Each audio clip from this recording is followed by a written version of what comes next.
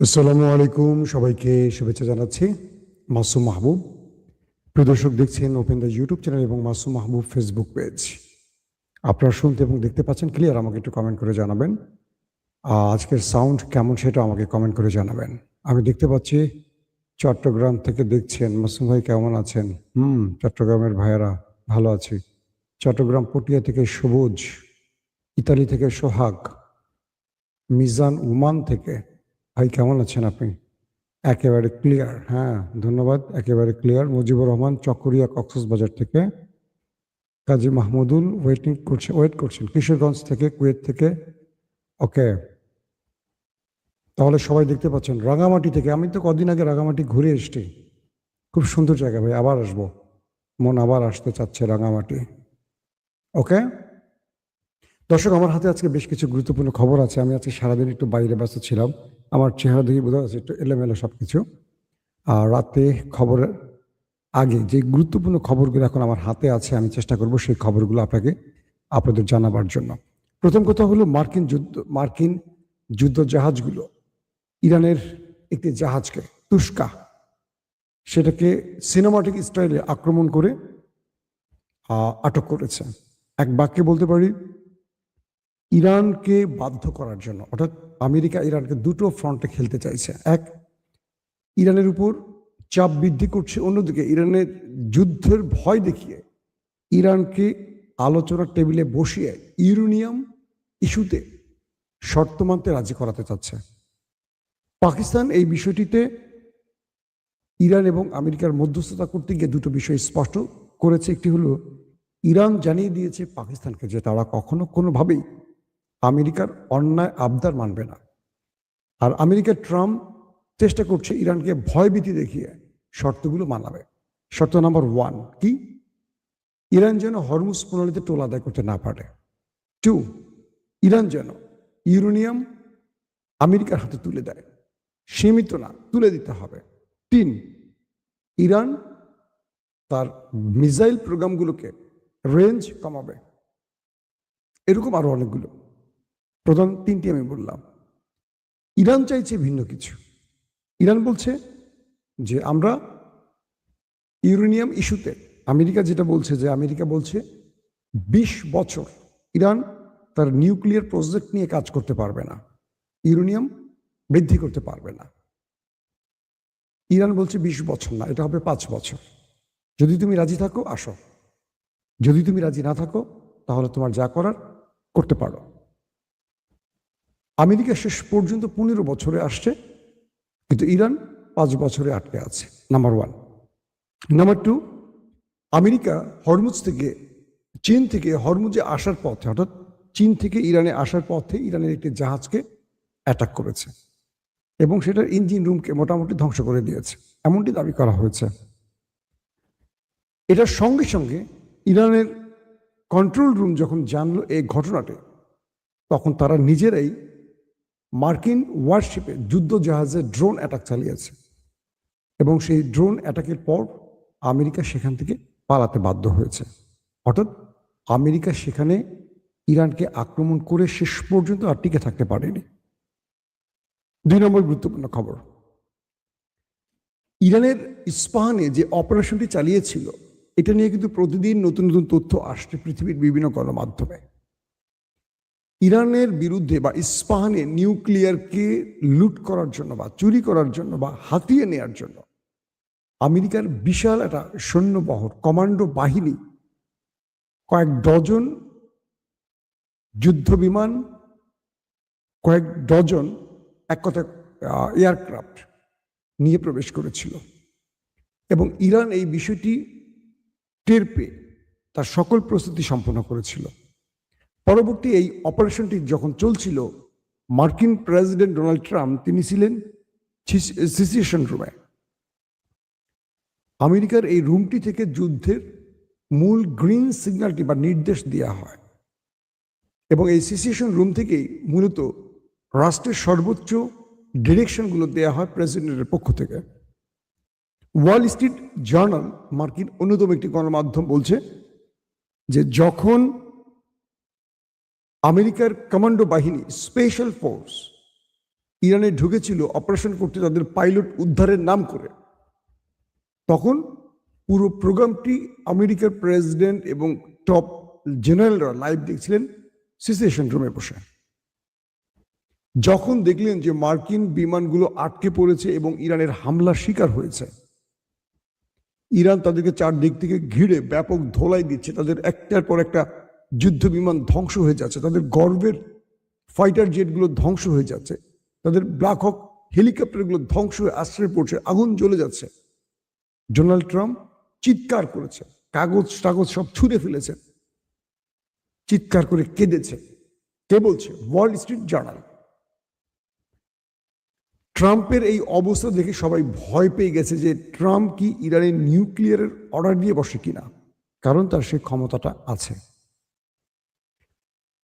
ট্রাম্পের আশপাশে থাকা মার্কিন টপ জেনারেলরা ট্রাম্পকে আশ্বস্ত বা বোঝাবার চেষ্টা করেছে। তাকে বলছিল, মিস্টার প্রেসিডেন্ট, এটি যুদ্ধ, জয় পরাজয় থাকবে, আজকে আমরা পরাজিত হলেও কালকে আমরা জিতব। ট্রাম্প কারো কথা শুনছিলেন না, চিৎকার করছিলেন, কাঁদছিলেন এবং ইরানকে ধ্বংসের শপথ নিচ্ছিলেন, শাউট করে বলছিলেন আমরা ইরানকে শেষ করে দেব, এই করব সেই করব। শেষ পর্যন্ত পাকিস্তানের পা ধরে ইরানের সাথে যুদ্ধবিরতি করতে পেরেছিল আমেরিকা। এরপর ইসরায়েল আবারও ট্র্যাপে ফেলে আমেরিকাকে, বলে যে যুদ্ধবিরতির সময়টি হবে ইরানকে ধোঁকা দেওয়ার মূল টাইম আমাদের। ইরানকে বলা হয় যে আমরা 2 সপ্তাহের একটি আলোচনার মধ্য দিয়ে সকল সমাধান খুঁজে নেব। ইরান আমেরিকার এই প্রস্তাব প্রথমে রাজি হয়নি, পরবর্তী কয়েকটি মুসলিম দেশ ইরানকে এই বিষয়টিতে রাজি করায় এবং তারা গ্রান্টার রাষ্ট্র হিসেবে সামনে দাঁড়ায়। ইরান বলে, আমরা ডোনাল্ড ট্রাম্পকে বা আমেরিকাকে বিশ্বাস করি না, আমরা জানি যে পেছন থেকে সে ছুরি চালাবার ওস্তাদ, তারপরও যেহেতু আপনারা চাচ্ছেন আমরা রাজি। এরপরে লেবানন ইস্যুতে আবারও ইরান বেঁকে বসে, কারণ লেবাননে ইসরায়েল টানা সিরিজ হামলা করে এবং সবচেয়ে বড় হামলাগুলো লেবাননে হয় ওই দখলদার দেশটির পক্ষ থেকে। পরে ইরান যখন বেঁকে বসে একটা সময়, কোনোভাবেই থামছিল না নেতানিয়াহুর বাহিনী। এরপর হঠাৎ এক রাতে ইরান ইসরায়েলে বড় রকম আক্রমণের চূড়ান্ত সিদ্ধান্ত নেয়। এই সংবাদটি সিআইএর মাধ্যমে আমেরিকার হোয়াইট হাউসে পৌঁছে যায় এবং ডোনাল্ড ট্রাম্প নেতানিয়াহুকে ফোন করে 12 দিনের যুদ্ধবিরতি করতে বাধ্য করে, নতুবা ইরান ওই দেশটিকে ঝাঁঝরা করে ফেলবে। এই হুমকিটাও ডোনাল্ড ট্রাম্প তাকে দেয়। এই পরিস্থিতির পর আসলে কি ঘটছে? এখন যে অবস্থাটি তৈরি হয়েছে যে ওমান সাগরে ইরান আমেরিকা মুখোমুখি হয়ে আছে। ইরান মার্কিন ওয়ারশিপকে টার্গেট করছে, আমেরিকা ইরানের জাহাজকে খুঁজছে। দুই পক্ষের মধ্যে উত্তেজনা। আজকে পাকিস্তানে মার্কিন প্রেসিডেন্টের পক্ষ থেকে জেরার্ড কুশনার এবং স্টিভ উইটকফ আলোচনার জন্য গেছেন, কিন্তু ইরান সেখানে পৌঁছায়নি। ইরানের তাসনিম নিউজ যে রিপোর্টটি কিছুক্ষণ আগে পাবলিশ করেছে, সেখানে তারা বলছে কি যে ওয়াশিংটনের পরস্পর বিরোধী কর্মকাণ্ডের কথা উল্লেখ করে ইরানের পররাষ্ট্র মন্ত্রণালয়ের মুখপাত্র বলেছেন, ইসলামাবাদ যুক্তরাষ্ট্রের সঙ্গে পাকিস্তানের মধ্যস্থতায় নতুন দফা আলোচনায় অংশগ্রহণের বিষয়ে কোনো সিদ্ধান্ত নেয়নি। সাপ্তাহিক সংবাদ সম্মেলনে সাংবাদিকদের সঙ্গে কথা বলতে গিয়ে ইসমাইল বাইক বলেন, এখন পর্যন্ত আমরা পরবর্তী দফা আলোচনা নিয়ে কোনো সিদ্ধান্ত নেইনি। কূটনীতি অনুসরণের দাবির সঙ্গে সাংঘর্ষিক কর্মকাণ্ডে জড়িত থাকার জন্য যুক্তরাষ্ট্রের সমালোচনা করে মুখপাত্র বলেন, যুদ্ধবিরতির একেবারে শুরু থেকেই ইরান ওয়াশিংটনের কাছে থেকে অসৎ উদ্দেশ্য এবং ক্রমাগত অভিযোগের সম্মুখীন হয়েছে। তিনি ব্যাখ্যা করেন, পাকিস্তানের সুস্পষ্ট বিপরীত দাবি সত্ত্বেও যুক্তরাষ্ট্র প্রাথমিকভাবে দাবি করেছিল যে লেবানন যুদ্ধবিরতির অংশ নয়। বাকায় আরো বলেন, একটি সমালোচনায় পৌঁছানোর পরেও ইরান হরমুজ প্রণালীতে সামুদ্রিক কর্মকাণ্ডের সম্মুখীন হয়েছে, যার মধ্যে রবিবার রাতে একটি ইরানি বাণিজ্যিক জাহাজের উপর মার্কিন হামলাও হয়েছে, যাকে তিনি যুদ্ধবিরতির লঙ্ঘন এবং আগ্রাসনের কাজ বলে বর্ণনা করেন। তিনি জোর দিয়ে বলেন যে যুক্তরাষ্ট্র আচরণ তাদের বক্তব্যের সঙ্গে মেলে না এবং এই অসামঞ্জস্যতা পুরো প্রক্রিয়াটির প্রতি ইরানের অবিশ্বাসকে আরো গভীর করে।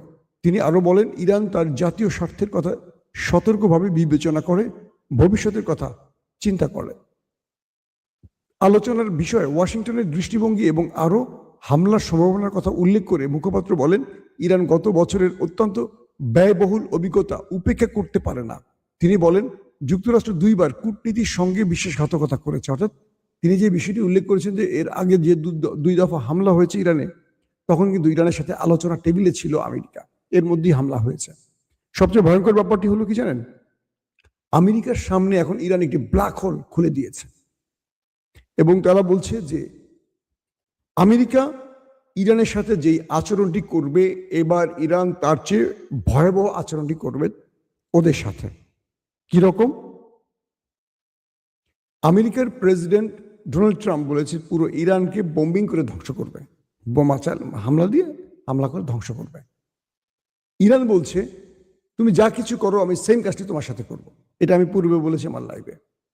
এবার যে বিষয়টি তৈরি হয়েছে, সেই ঘোষণা দিয়েছে যে যদি ইরানে আমেরিকা কোনো হামলা করে তাহলে গালফ কান্ট্রিতে থাকা ট্রাম্পের বা আমেরিকার কোনো স্থাপনার অবশিষ্ট থাকবে না।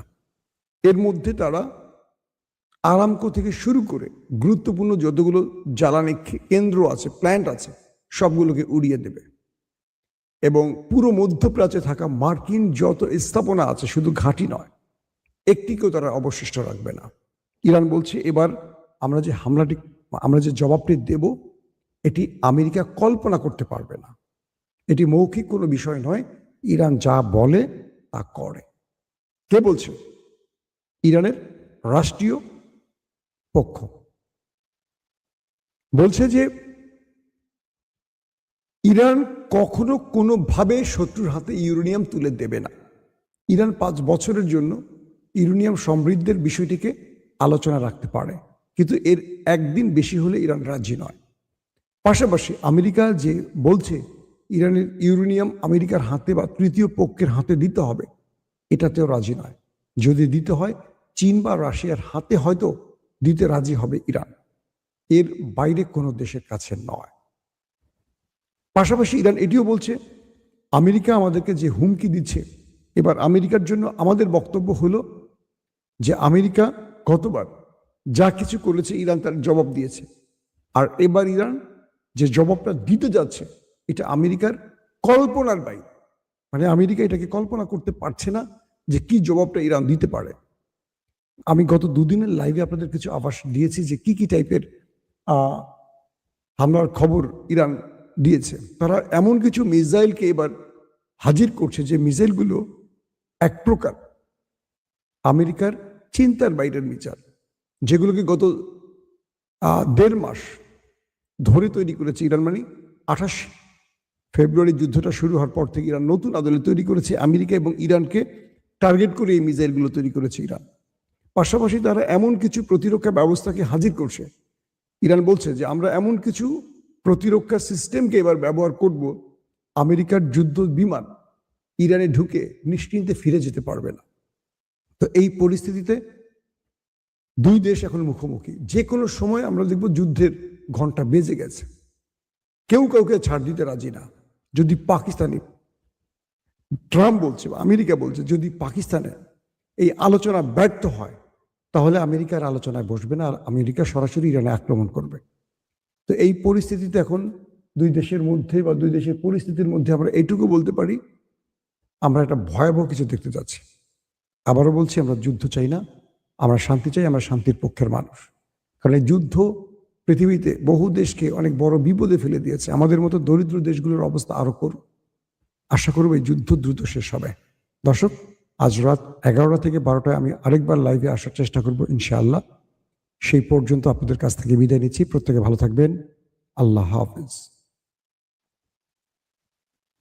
ওপেন দাইস মানে সত্যকে সত্য বলা, মিথ্যেকে মিথ্যে বলা। আমরা শোনা কথা নয়, চোখে যা দেখি তাই বলি।